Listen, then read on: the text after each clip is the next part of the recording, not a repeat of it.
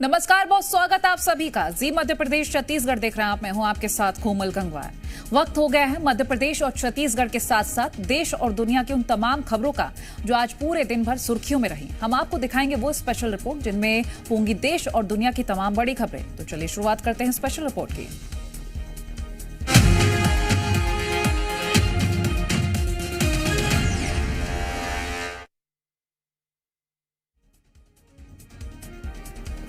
और चलिए special report में सबसे पहले बात करते हैं प्रधानमंत्री नरेंद्र मोदी के अयोध्या दौरे की। प्रधानमंत्री 5 मई को अयोध्या में एक रोड शो करने वाले हैं। कहां कहां पड़ेगा इस रोड शो का असर और अयोध्या में लोगों का इस रोड शो को लेकर क्या कुछ कहना है, इस रिपोर्ट में देखिए।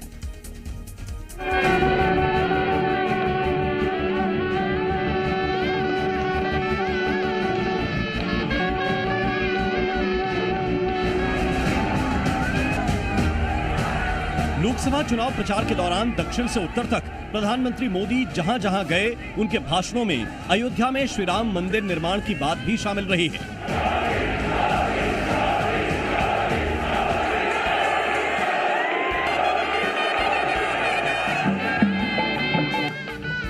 बाईस जनवरी को भव्य राम मंदिर में रामलला की प्राण प्रतिष्ठा भी देश ने देखी है। और अब चुनाव प्रचार के लिए भी प्रधानमंत्री अयोध्या पहुंचने वाले हैं। तीसरे चरण की वोटिंग से पहले प्रधानमंत्री अयोध्या में रोड शो करेंगे तो इसका असर देश के साथ इस अवध क्षेत्र की लोकसभा सीटों पर पड़ेगा। 5 मई को प्रधानमंत्री नरेंद्र मोदी अयोध्या में एक मेगा रोड शो करेंगे और बीजेपी प्रत्याशी के लिए चुनाव प्रचार करेंगे। दरअसल प्रधानमंत्री नरेंद्र मोदी के इस अयोध्या दौरे से अवध क्षेत्र के आसपास की सीटों पर बड़ा असर पड़ने वाला है। चलिए अब आपको प्रधानमंत्री के रोड शो का पूरा कार्यक्रम बता देते हैं। राम मंदिर के उद्घाटन के बाद पहली बार प्रधानमंत्री अयोध्या आएंगे। अयोध्या में प्रधानमंत्री मेगा रोड शो करेंगे। शाम 6 बजे प्रधानमंत्री का रोड शो शुरू होगा। अयोध्या के लता मंगेशकर चौक से रोड शो की शुरुआत होगी। ये रोड शो श्री राम जन्मभूमि चौराहे तक होगा। प्रधानमंत्री मोदी का रोड शो राम पथ पर भी होगा। प्रधानमंत्री नरेंद्र मोदी श्री राम मंदिर के निर्माण को लेकर लगातार विपक्ष पर निशाना साधते रहे हैं। प्रधानमंत्री मोदी ने प्राण प्रतिष्ठा के कार्यक्रम से विपक्ष के गायब रहने को भी मुद्दा बनाया है। आप जरा याद कीजिए, 10 साल पहले तक सपा और कांग्रेस ये दोनों लोग क्या कहते थे?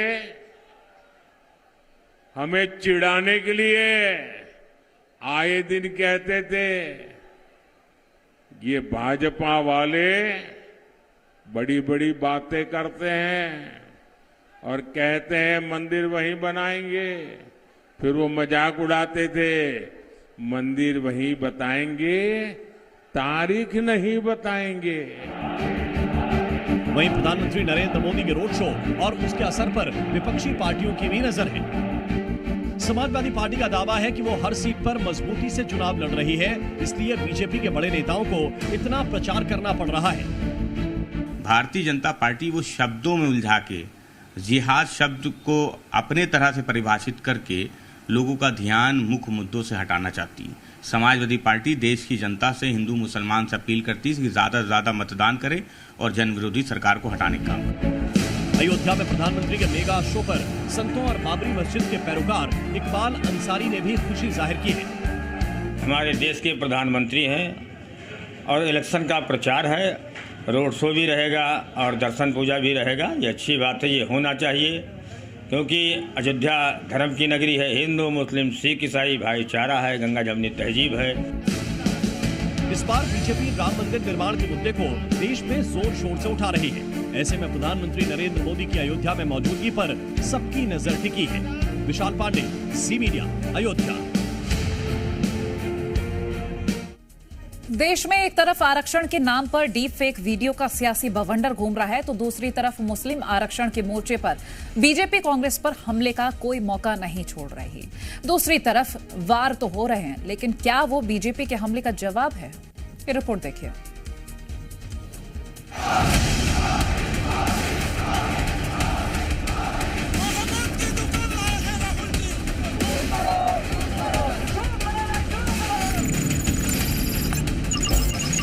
जो बीजेपी के लोग हैं ना, ये जो आरक्षण पर और कॉन्स्टिट्यूशन पर आक्रमण कर रहे हैं और इसको खत्म करने की कोशिश कर रहे हैं। आर्टिफिशियल इंटेलिजेंस का उपयोग करके उनकी मोहब्बत की दुकान में फेक वीडियो बिकने लगे हैं। मेरा और कुछ भाजपा नेताओं का फेक वीडियो बनाकर सबके बीच में सार्वजनिक। ये 3 बयान 24 के चुनाव में आरक्षण के मुद्दे पर आर पार की तेज होती जंग से जुड़े हैं। 5 चरणों के चुनाव होना बाकी है।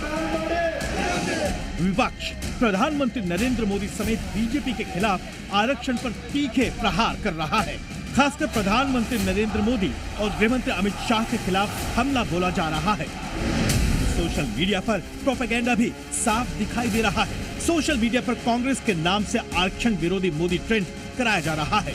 अब आपको कुछ तस्वीरें दिखाते हैं। प्रोपेगेंडा नंबर 1 लिखा है आरक्षण विरोधी भाजपा आरएसएस। प्रोपेगेंडा नंबर 2 आरक्षित पदों को अनारक्षित करने का प्रस्ताव। प्रोपेगेंडा नंबर 3 हमें संविधान बदलना है। प्रोपेगेंडा नंबर 4 बीजेपी का मुख्य लक्ष्य गरीब विरोधी और आरक्षण विरोधी है। कुछ इसी तरह की तस्वीरें बीजेपी के खिलाफ सोशल मीडिया के समंदर में तैर रही हैं। सवाल यह भी है कि आरक्षण के मुद्दे पर आखिर किसे डर लग रहा है। चुनावी गर्मी के बीच कांग्रेस समेत विपक्ष के कई नेता बीजेपी पर तीसरा टर्म मिलने के बाद आरक्षण खत्म करने का आरोप लगा रहे हैं। ये जो बीजेपी के लोग हैं ना, ये जो आरक्षण पर और कॉन्स्टिट्यूशन पर आक्रमण कर रहे हैं और इसको खत्म करने की कोशिश कर रहे हैं, ये बिल्कुल गलत है। ये हम कभी नहीं होने देंगे। कांग्रेस 50 साल से ज्यादा हुकूमत में रही, तो उन्होंने क्या 50 साल में रिजर्वेशन दी मुस्लिमों को? तो मैं समझती हूँ ये ध्यान भटकाने वाली बात है। जबकि बीजेपी पूरी ताकत के साथ देश को बता रही है कि विपक्ष झूठ फैला रहा है। धर्म के नाम पर आरक्षण लाने की आपकी कोशिश, संविधान को बदलने की आपकी कोशिश, मेरे जिंदा रहते आप नहीं कर पाओगे, लिख के रखना। एसटी, एससी, ओबीसी के आरक्षण में किसी एक राजनीतिक दल ने अगर डाका डाला है तो वो कांग्रेस पार्टी ने डाला है। जानबूझकर बदनाम करने की कोशिश कुछ अन्य राजनीतिक पार्टियों के द्वारा की जा रही है। खुद प्रधानमंत्री नरेंद्र मोदी सोशल मीडिया पर फेक जानकारी देने वालों के खिलाफ पुलिस में शिकायत करने की अपील जनता से कर रहे हैं। कोई भी फेक वीडियो आपको नजर आए, आप पुलिस को जानकारी दो, हमारी पार्टी को जानकारी दो। बीजेपी फेक वीडियो और झूठ फैलाने वाली पोस्ट के खिलाफ खुलकर आक्रामक हो गई है। बीजेपी कर्नाटक मॉडल पर दिए जा रहे आरक्षण के खिलाफ भी कांग्रेस पर हमलावर है। वैसे इंडिया गठबंधन और बीजेपी दोनों ही जानते हैं कि अब आगे की लड़ाई निर्णायक साबित होगी। ब्यूरो रिपोर्ट, जी मीडिया। अब तक आपने तमाम तरह के जिहाद के बारे में तो सुना ही होगा। लव जिहाद, लैंड जिहाद, थूक जिहाद, जनसंख्या जिहाद, शिक्षा जिहाद। लेकिन जिहाद की लिस्ट में अब 2 नए नाम और जुड़ गए हैं, वोट जिहाद और संविधान जिहाद। 2024 के चुनाव में वोट जिहाद और संविधान जिहाद के पीछे कौन है और पूरा एजेंडा क्या है, इस खास रिपोर्ट में देखिए। एक साथ होके वोटों का जिहाद करो, क्योंकि हम सिर्फ वोटों का जिहाद कर सकते हैं। समाजवादी पार्टी की चुनावी रैली में वोट जिहाद करने के लिए उकसाने वाली इन महिला नेता की पहचान जान लीजिए। ये है समाजवादी पार्टी की नेता मारिया आलम खान। लेकिन उससे बड़ा परिचय यह है कि ये कांग्रेस के वरिष्ठ नेता सलमान खुर्शीद की भतीजी हैं। जब परिवार का वरिष्ठ सदस्य ही विवादित बयान देने में एक्सपीरियंस होल्डर हो, तो घर के सदस्य तो उससे कुछ तो सीखेंगे ही। मारिया आलम ने फर्रुखाबाद सीट पर समाजवादी पार्टी के उम्मीदवार की जनसभा में एक वर्ग विशेष को कैसे भड़काया, ये पूरा बयान सुनिए। यहाँ से हमारा नामो लक्ष्य मिटाने के लिए ये संघी सरकार जो कोशिश कर रही है, उसको तुम कामयाब करने का काम करोगे, उसके मंसूबों को कामयाब करने का काम करोगे। इसलिए बहुत अकलमंदी के साथ, बहुत जल्दबाजी न होके, बहुत खामोशी के साथ एक साथ होके वोटों का जिहाद करो, क्योंकि हम सिर्फ वोटों का जिहाद कर सकते हैं और इस संघी सरकार को भगाने का काम मैं पूछना चाहता हूँ चुनाव आयोग से। यूपी की चुनावी सभाओं में वादों की जगह धमकियां दी जा रही हैं। संभल में तो समाजवादी पार्टी के उम्मीदवार जियाउर रहमान बर्क ने तो सीधे चुनाव आयोग को ही धमकी दे डाली। मैं पूछना चाहता हूँ चुनाव आयोग से और उन पुलिस प्रशासन के अधिकारियों से, अगर बीजेपी के लोग आचारसंहिता का उल्लंघन करे तो कोई नहीं, और अगर हम लोग दायरे में रहते हुए भी अगर सही बात कहें तो मुकदमा दर्ज कर देते हो। तो याद रखना कि हमेशा एक से दिन रहने वाले नहीं है। कभी का दिन बड़ा है, कभी की रात बड़ी है।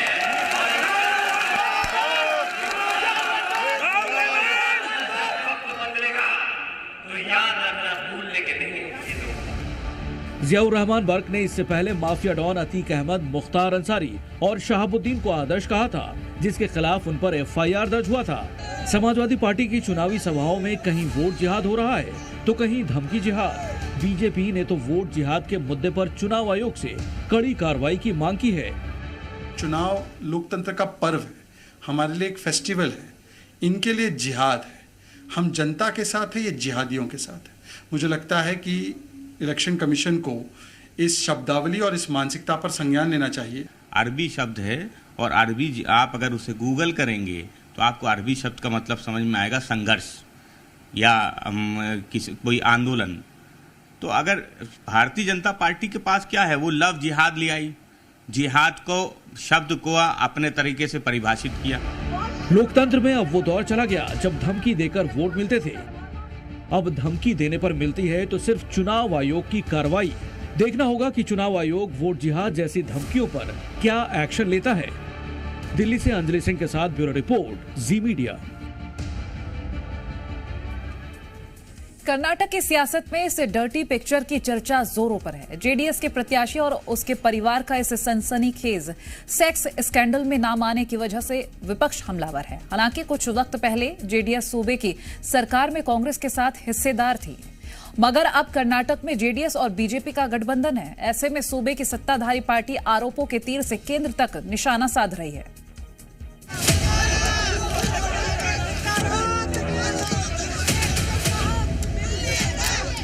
इस तरह का अपराधी, इस तरह का राक्षस इस देश को छोड़ के चले जाता है और इनको पता नहीं चलता।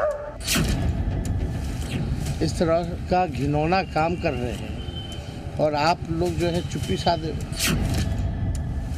वहां सरकार किसकी? सरकार कांग्रेस पार्टी की, और अब तक कार्यवाही कांग्रेस पार्टी ने क्यों नहीं की? पूर्व पीएम एचडी देवगौड़ा के पोते के सेक्स स्कैंडल को लेकर एक बड़ा सियासी भूचाल आ गया है। ये मामला इतना बड़ा हो गया है कि इसमें बुरी तरह देवगौड़ा परिवार फंसता दिख रहा है। आरोपों के केंद्र बिंदु में है प्रज्वल रेवन्ना जो कि हासन सीट से सांसद हैं और जेडीएस उम्मीदवार भी हैं। उनके कई तथाकथित सेक्स वीडियो भी सर्कुलेट हो रहे हैं, जिसके बाद इसे कर्नाटक का सबसे बड़ा सेक्स स्कैंडल बताया जा रहा है। रेवन्ना पर आरोप है कि उन्होंने कई महिलाओं के साथ यौन उत्पीड़न किया, जिसके सैकड़ों वीडियो पेन ड्राइव में मिलने का दावा किया जा रहा है।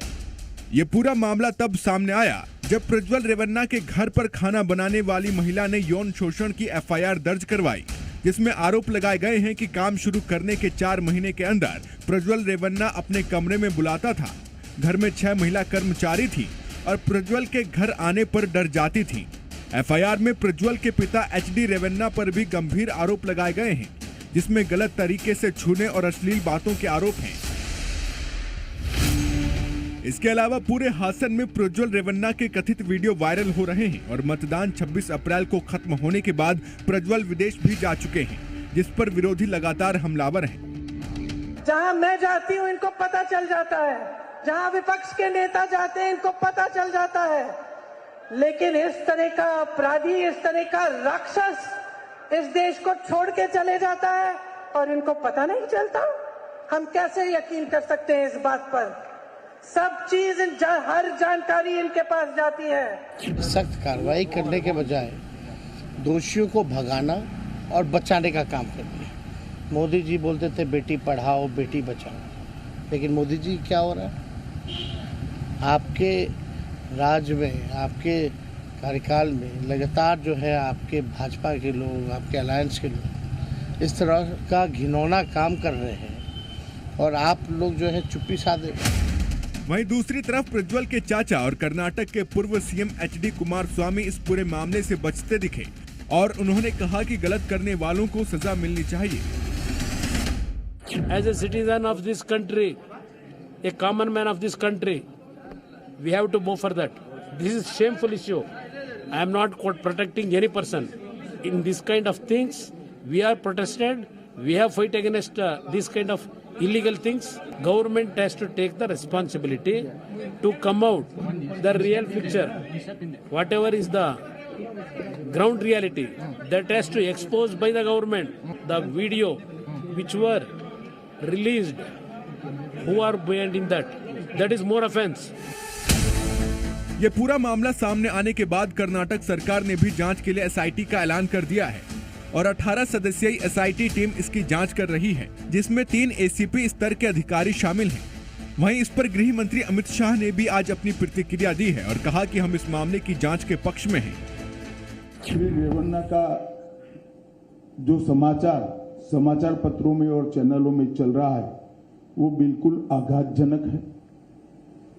ऐसा सहन किया ही नहीं जा सकता और भारतीय जनता पार्टी का स्टैंड बहुत स्पष्ट है। हम देश की मातृशक्ति के साथ खड़े हैं, देश की नारी शक्ति के साथ खड़े हैं। नरेंद्र मोदी जी का पूरे देश को एक कमिटमेंट है कि कहीं पर भी मातृशक्ति के अपमान को सहन नहीं किया जाना। इधर प्रज्वल की तरफ से भी एक एफआईआर दर्ज करवाई गई है, जिसमें वीडियो से छेड़छाड़ के आरोप लगाए गए हैं। प्रज्वल रेवन्ना के पिता ने भी कहा है कि प्रज्वल पहले ही वोटिंग के बाद विदेश जाने वाला था। ಯಾವುದೋ 4 ವರ್ಷ 5 ವರ್ಷದ್ದು ತಗೊಂಬಂದು ಕೇಸ್ ಹಾಕಿದ್ರೆ ಯಾವ ತರ ಇತ್ತು, ನಾನು ಅದ್ರ ಬಗ್ಗೆ ಏನು ರಿಯಾಕ್ಟ್ ಮಾಡಲ್ಲ, ನಾನು ಯಾವ್ದ್ರ ಬಗ್ಗೆನೂ ರಿಯಾಕ್ಟ್ ಮಾಡಲ್ಲ। ಅವರು ನೋಡ್ರಿ, ಅದು ಪಕ್ಷಕ್ಕೆ ಸೇರಿದ್ದು SITಗೆ ಕೊಟ್ಟಿರೋದ್ರಿಂದ ಅವ್ರ ತನಿಖೆಗೆ ಮುಜುಗರ ಆಗಬಾರ್ದು ಅಂತ ನಾನು ಏನು ರಿಯಾಕ್ಟ್ ಮಾಡಿ। ಈಗ ಇದೆಲ್ಲ ರಾಜಕೀಯದ ಇದಿರುತ್ತಲ್ಲ, ನಾನು ಅದಕ್ಕೆ ಕೇಳಕ್ ಹೋಗಲ್ಲ। ಈಗ ಸರ್ಕಾರ ಅವ್ರದ್ದಿದೆ, ಏನ್ ಬೇಕಾದ್ರೂ ಮಾಡಿ। फिलहाल इस पूरे केस के सामने आने के बाद जेडीएस की चुनावी माहौल में मुश्किलें बढ़ गई हैं। ब्यूरो रिपोर्ट, जी मीडिया। और अब अगली खबर एक और बेटी की है, जिनके चुनाव प्रचार की भी बहुत चर्चा की जा रही है और ये है अखिलेश और डिंपल यादव की बेटी अदिति यादव। सोशल मीडिया पर एक्टिव अदिति यादव लगातार अपनी मां के लिए मैनपुरी में प्रचार करती हुई देखी जा रही है, लेकिन उनका एक वीडियो बहुत चर्चा में। क्यों, इस रिपोर्ट में देखिए। जय हिंद, जय समाज। ये मेरा सौभाग्य था कि मुझे यहाँ आने का मौका मिला और अपनी बात रखने का मौका मिला। एक बड़े सियासी परिवार की नई पीढ़ी की वो सदस्य जो कि अब पूरे सियासी रंग में रंगी नजर आ रही है। तस्वीरों में दिख रही 22 साल की अदिति यादव, जो कि अखिलेश यादव और डिंपल यादव की बड़ी बेटी हैं। वो अदिति जिन्हें राजनीति विरासत में मिली है और अब वो अपनी मां के साथ चुनाव प्रचार में लगातार नजर आ रही हैं और यही वजह है कि उनकी चर्चा भी की जा रही है। लंदन से पढ़कर आई अदिति लगातार पिछले 1 महीने से मैनपुरी के अलग अलग जगहों पर जाकर चुनाव प्रचार कर रही हैं, कभी मां के साथ तो कभी उनके बिना। इस दौरान उनके कई वीडियो भी सोशल मीडिया पर वायरल हैं, जिसमें महिलाएं उनके पैर छूती दिख रही हैं। इसे लेकर उनकी ट्रोलिंग भी की गई। अदिति कल जब मैनपुरी पहुंची तब भी कई महिलाओं ने उनके पैर छुए। समाजवादी पार्टी ने हमेशा किसानों, महिलाओं और युवाओं के हक की बात करी है, इसलिए मेरा आपसे निवेदन है कि मैनपुरी के विकास के लिए, हमारे समाज में समान अधिकार के लिए, सबके समान अधिकार के लिए और समान मौके के लिए आप आने वाली 7 तारीख को समाजवादी पार्टी को वोट दीजिए। अदिति 20 मार्च को पहली बार मां डिंपल के साथ चुनाव कार्यक्रम में नजर आई। इसके बाद कई बार वो मां के साथ चुनावी कार्यक्रम में दिखी। मकसद था लोगों से मिलने और बात करने का सलीका सीखना। करीब महीने भर की ट्रेनिंग के बाद 16 अप्रैल से अदिति मां से अलग होकर अकेले चुनाव प्रचार करने लगी हैं। छोटी छोटी सभाएं कर रही हैं और उसमें 4 से 5 मिनट तक स्पीच भी देती हैं। हम लोग मिलकर एक ऐसी सरकार बनाएंगे जो महिलाओं को सशक्त रखे और युवाओं को नौकरी दे और बच्चों की शिक्षा बेहतर से बेहतर करें। अदिति यादव का इस तरह चुनाव प्रचार में शामिल होना इस बात का भी संकेत है कि मुलायम सिंह यादव की विरासत को आगे बढ़ाने की जिम्मेदारी अब अदिति यादव के कंधों पर भी जल्द ही आने वाली है। राजनीति में इस परिवार की पीढ़ियों की बात की जाए, पहली पीढ़ी में मुलायम सिंह यादव के सियासत में कदम रखने के बाद उनके भाई शिवपाल यादव और राम गोपाल यादव भी राजनीति में आए। दूसरी पीढ़ी में अखिलेश यादव और धर्मेंद्र यादव के बाद बहू डिंपल यादव ने राजनीति में एंट्री ली। तीसरी पीढ़ी में तेज प्रताप सिंह यादव ने सियासी विरासत को संभाला और अब अखिलेश यादव की बेटी अदिति यादव के भी राजनीति में आने के संकेत मिल रहे हैं। फिलहाल मैनपुरी सीट से दूसरी बार चुनाव लड़ रही डिंपल यादव पर मुलायम सिंह की विरासत को आगे बढ़ाने की जिम्मेदारी है। मुलायम सिंह के निधन के बाद हुए उपचुनाव में डिंपल यादव ने यहां से चुनाव जीता था और मौजूदा सांसद हैं। यूपी और देश की सियासत में मुलायम परिवार को एक शक्तिशाली राजनीतिक कुनबे के तौर पर देखा जाता है, जहां अब तीसरी पीढ़ी उनकी सियासी विरासत को आगे बढ़ाने के लिए अपनी तैयारी में जुटी है। अदिति यादव भी अपनी मां डिंपल यादव के साथ सियासी मंच पर नजर आ रही हैं, जिसके साफ संकेत हैं कि वो भी जल्द ही राजनीति में परिवार की विरासत को आगे बढ़ाने के लिए एंट्री लेंगी। ब्यूरो रिपोर्ट, जी मीडिया। और चलिए फिलहाल स्पेशल रिपोर्ट में इतना ही। देखते रहे जी मध्य प्रदेश छत्तीसगढ़।